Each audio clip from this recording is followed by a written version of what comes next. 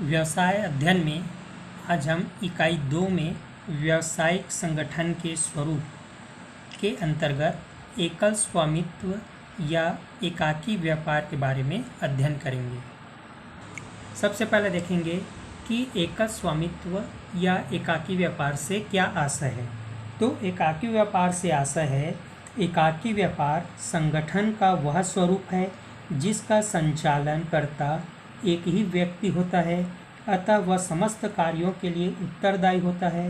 व्यापार की असफलता या हानि की जोखिम का भार भी उसी के कंधों पर हो रहता है, जैसे किराना दुकान, हलवाई, पान वाला आदि इस प्रकार के जो व्यवसाय करते हैं वो एकाकी व्यापार के अंतर्गत आते हैं। यहाँ पर लिखा हुआ है, कोई व्यापार जो एक व्यक्ति के द्वारा संचालित किया जाता है उसे एकाकी व्यापार कहते हैं।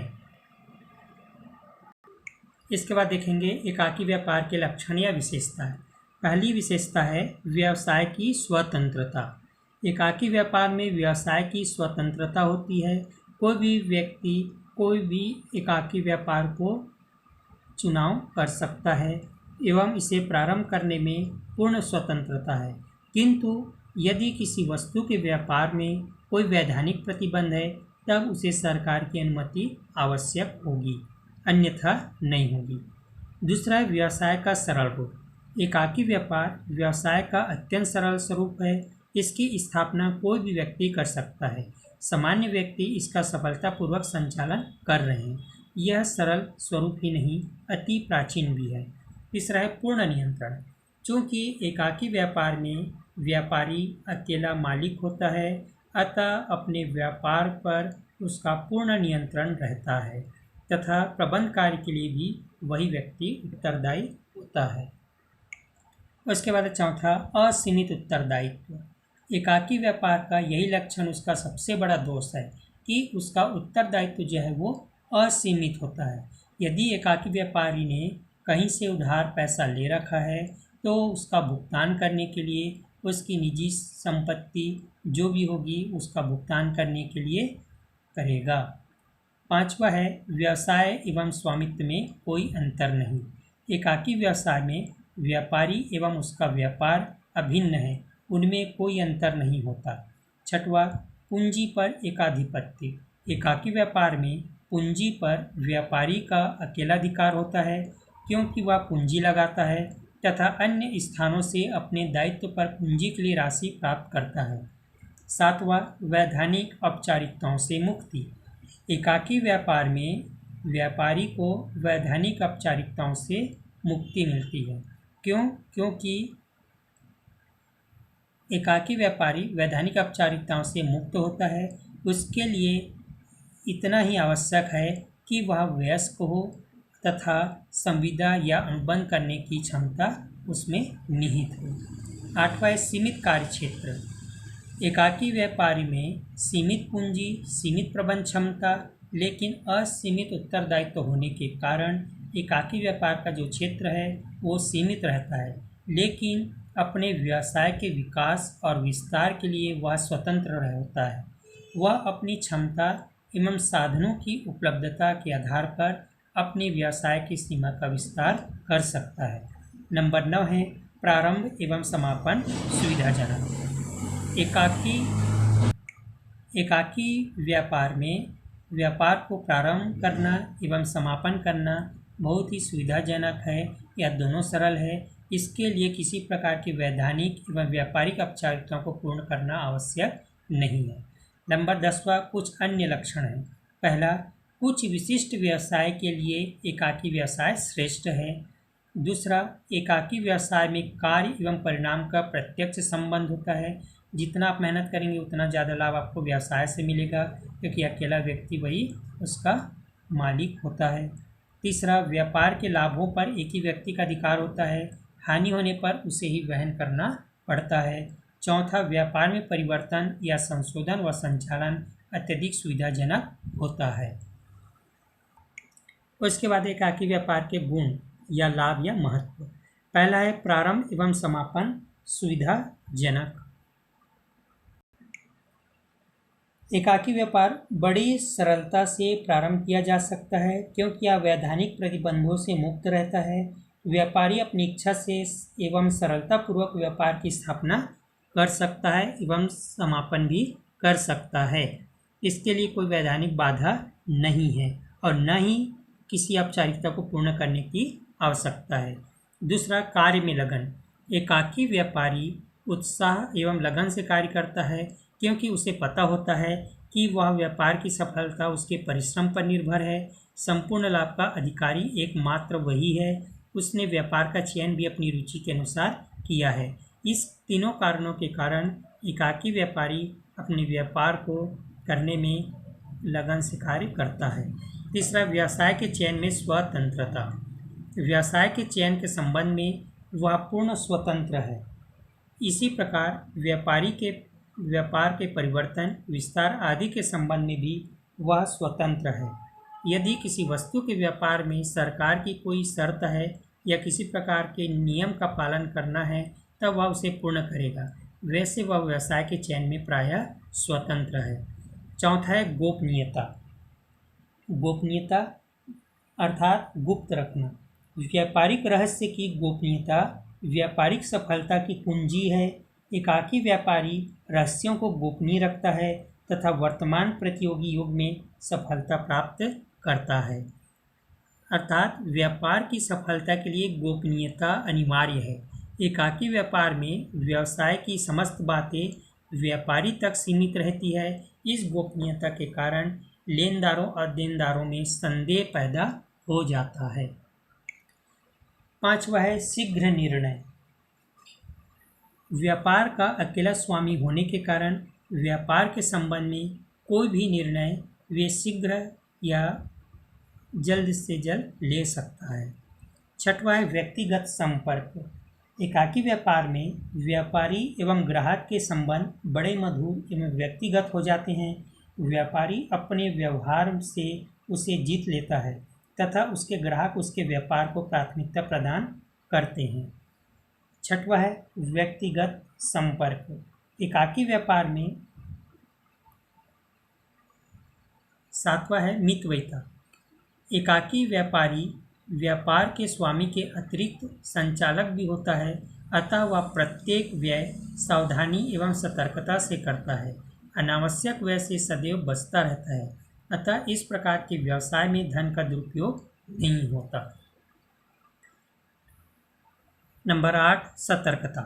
एकल व्यापारी या एकाकी व्यापारी सदैव सतर्क रहता है या सावधान रहता है क्योंकि असावधानी का उसके व्यापार पर विपरीत प्रभाव पड़ता है, अतः उसके लाभ में कमी हो सकती है अथवा हानि भी हो सकती है। इसलिए एकाकी व्यापारी जो है वो अपने व्यापार के प्रति हमेशा सतर्क व सजग रहता है। नंबर 9, व्यापार का विकेंद्रीकरण। एकल व्यापार के कारण व्यावसायिक क्रियाकलाप स्वतः विकेंद्रित हो जाते हैं। केंद्रीकरण के कारण लाभ कुछ व्यक्तियों को ही प्राप्त होता है, जिससे आर्थिक विषमता का जन्म होता है, अतः एकाकी व्यापार का यह विशेष लाभ है। नंबर 10, व्यक्तिगत गुणों का विकास। व्यापारी में आत्मविश्वास, प्रबंध चातुर्य, कुशलता, निर्णय शक्ति, संयम, साहस आदि गुणों का विकास होता है। 11वां है स्थायित्व। एकाकी व्यापार में स्थायित्व का गुण होता है। व्यापार सतत या निरंतर चलता रहता है। व्यापारी की मृत्यु के बाद उसके उत्तराधिकारी व्यापार का संचालन करते हैं, व्यापार को बंद होने नहीं देते हैं। 12वां है लचीलापन। लचीलापन का आशय घटाने बढ़ाने के गुण या क्षमता से है। एकल व्यापार में परिवर्तन का यह गुण विद्यमान होता है। नंबर 13 है पैतृक ख्याति का लाभ। एकल व्यापार में पैतृक ख्याति का लाभ प्राप्त होता है। पिता की ख्याति का लाभ एकल व्यापार में उसके पुत्रों को प्राप्त होता है। व्यावसायिक जगत में प्रसिद्ध घरानों को महत्व दिया जाता है, न कि वर्तमान में उसके स्वामियों को। नंबर 14, ऋण प्राप्ति में सुविधा। ऋण प्रदान करने वाले व्यक्ति के व्यवहार को ही ध्यान में नहीं रखते, बल्कि व्यापारी के व्यक्तिगत स्थिति एवं समाज में उनके स्थान पर भी ध्यान देते हैं। नंबर 15 है अन्य लाभ। पहला, कार्य करने वाले व्यक्तियों से मधुर एवं व्यक्तिगत संबंध होता है, जिससे कर्मचारी लगन एवं परिश्रम से कार्य करते हैं। दूसरा, प्रयास और प्रतिफल का प्रत्यक्ष संबंध होता है। तीसरा, कम पूंजी की आवश्यकता होती है। चौथा है आजीविका का एक स्वतंत्र साधन है, अनेक लोगों को रोजगार प्राप्त होता है। पांचवा, संचालन सरल होता है। छठवां, लघु एवं कुटीर उद्योगों का विकास होता है। सातवां, उचित मूल्य में वस्तुएं उपलब्ध हो जाती है। उसके बाद है एकाकी व्यापार के दोष या हानियाँ। पहला है अस्थायी अस्तित्व। एकाकी व्यापार का अस्तित्व अस्थायी होता है। अधिक हानि होने से व्यापारी की अस्वस्थता या बीमारी के कारण या व्यापारी की मृत्यु हो जाने पर उत्तराधिकारी के योग्य न होने के कारण व्यापार बंद हो जाता है। दूसरा दोष है असीमित दायित्व। एकाकी व्यापार का सबसे बड़ा दोष यह है कि इस व्यापार में व्यापारी का दायित्व जो है वो असीमित होता है। तीसरा, सीमित पूंजी। इस प्रकार के व्यवसाय में पूंजी सीमित होती है। पूंजी लगाने वाला व्यक्ति अकेला होता है। समाज में अधिक पूंजी लगाने वाले व्यक्तियों की संख्या कम होती है, अतः बड़े पैमाने पर व्यवसाय करना संभव नहीं होता है। तीसरा है सीमित ख्याति। एकाकी व्यापारी की ख्याति सीमित होती है क्योंकि उसका क्षेत्र सीमित होता है। ख्याति अर्जन हेतु वह विज्ञापन कर सकने में समर्थ नहीं होता। सीमित ख्याति या नाम या प्रतिष्ठा के कारण वह सीमित मात्रा में ही साख या ऋण, साख का मतलब ऋण, प्राप्त कर सकने में समर्थ होता है। पांचवा है सीमित प्रबंध की योग्यता। एकाकी व्यापार के विस्तार न होने का यह एक प्रधान कारण होता है, सीमित प्रबंध की योग्यता। छठवा है ठोस निर्णय का अभाव। एकाकी व्यापार में व्यापारी अकेला होता है, अतः सभी निर्णय उसे ही लेना पड़ता है।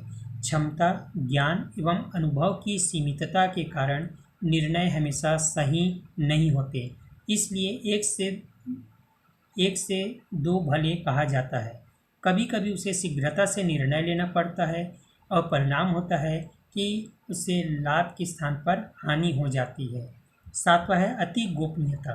एकाकी व्यापार में सभी बातें गुप्त रहती है, अतः यह अति गोपनीयता भी व्यापार के लिए घातक है। इस पारदर्शिता के युग में भी सभी बातों को गोपनीय रखना अनुचित है, यह संदेह को जन्म देती है। नंबर 8वां दोष है विकासशील व्यवसाय के लिए अनुपयुक्त। विकासशील व्यवसाय के लिए अनुपयोगी है क्योंकि अधिक पूंजी, उच्च प्रबंध क्षमता तथा अधिक जोखिम वहन कर सकना एकाकी व्यापार के लिए संभव नहीं है। नंबर 9, अनिश्चित जीवन काल। एकाकी व्यापार का जीवन काल अनिश्चित होता है। इस प्रकार का व्यवसाय एकाएक कभी भी बंद हो जाता है। इस प्रकार का व्यवसाय उसी समय तक चलता रहता है जब तक एकाकी व्यापार का स्वामी क्रियाशील या सक्रिय रहता है। नंबर 10, अन्य दोष। पहला, एकाकी व्यापार में सौदा करने की शक्ति प्रायः कम होती है। दूसरा, इस प्रकार के व्यवसाय को विशिष्टीकरण कर लाभ नहीं मिल पाता। तीसरा, ऐसे व्यापारियों का क्षेत्र जो है वो सीमित होता है। उसके बाद है एकाकी व्यापार का सामाजिक महत्व। एकाकी व्यापार के समाज के लिए महत्व निम्नलिखित है। पहला, व्यवसाय का विकेंद्रीकरण। व्यापार का स्वरूप छोटा होने से ऐसे व्यापार जगह जगह प्रारंभ किए जाते हैं। इससे व्यापार किसी एक स्थान पर केंद्रित न होकर संपूर्ण समाज में फैले रहते हैं। इससे आर्थिक असमानता दूर होती है, जबकि व्यवसाय के केंद्रीकरण से व्यवसाय का लाभ समाज के कुछ पूंजीपतियों तक ही सीमित हो जाता है। दूसरा सामाजिक महत्व है रोजगार के सुअवसर। समाज के विभिन्न वर्ग के लोग एकाकी व्यापार प्रारंभ कर रोजगार प्राप्त कर सकते हैं। इस व्यवसाय से समाज के प्रत्येक क्षेत्र में रोजगार उपलब्ध हो जाता है। तीसरा, उपभोक्ताओं की समस्याओं का निदान। एकल या एकाकी व्यापारी प्रायः उसी क्षेत्र का होता है जहाँ के उपभोक्ता होते हैं, अतः इनका आपस में अच्छा संबंध होने से उपभोक्ताओं की विभिन्न समस्याओं का समाधान एकल व्यापारी कर देते हैं, जैसे उधार माल देना, वस्तु के उपयोग करने का ढंग बताना। कभी कभी ये आर्थिक मदद भी कर देते हैं। चौथा है वस्तु की प्राप्ति सुगम। चूँकि ये समाज के प्रत्येक क्षेत्र में फैले रहते हैं, अतः समाज के उपभोक्ताओं को घर बैठे या घर के आसपास से ही वस्तुएं प्राप्त हो जाती है। इस प्रकार एकल व्यवसाय प्रणाली में उपभोक्ता को सामग्री की प्राप्ति में अत्यधिक सुविधा होती है। पांचवा, व्यापारी को लाभ। एकल व्यापारी सामान्यतः उसी क्षेत्र का या स्थानीय स्तर के होते हैं। इनके उपभोक्ताओं से अच्छे संबंध बन जाते हैं। आवश्यकता पड़ने पर गांव या क्षेत्र के साहूकारों से व्यापार चलाने के लिए धन प्राप्त हो जाता है। सामाजिक संबंधों के कारण उधार माल की राशि डूबने की आशंका नहीं रहती है। माल में कुछ खराबी आ जाने से स्थानीय स्तर पर समाधान कर लिया जाता है। छठवां, अन्य महत्व। अन्य सामाजिक महत्व में पहला है एकाकी व्यापार समाज के साधनों का समाज के हित में अधिक से अधिक उपयोग करता है। दूसरा, उपभोक्ताओं की प्रत्यक्ष सेवा कर अधिकतम संतुष्टि प्राप्त की जा सकती है। तीसरा, इसमें मध्यस्थों को दूर रखा जाता है तथा मध्यस्थों के न होने से कुछ वस्तुएं सस्ती प्राप्त हो जाती है। चौथा, कुछ विशिष्ट उद्योग जैसे चित्रकला, कुटीर, काष्ठ या लकड़ी उद्योग आदि केवल एकाकी व्यापार के कारण ही जीवित है। इसके बाद देखेंगे एकाकी व्यवसाय एवं वैधानिक प्रतिबंध। एकाकी व्यापार के लिए वैधानिक कार्यवाही। एक व्यक्ति को एकाकी व्यापार प्रारंभ करते समय निम्न कार्यवाही या निम्न बातों को ध्यान में रखना चाहिए। पहला, संविदा करने की क्षमता। संविदा या अनुबंध। एकाकी व्यापारी में संविदा करने की क्षमता होनी चाहिए।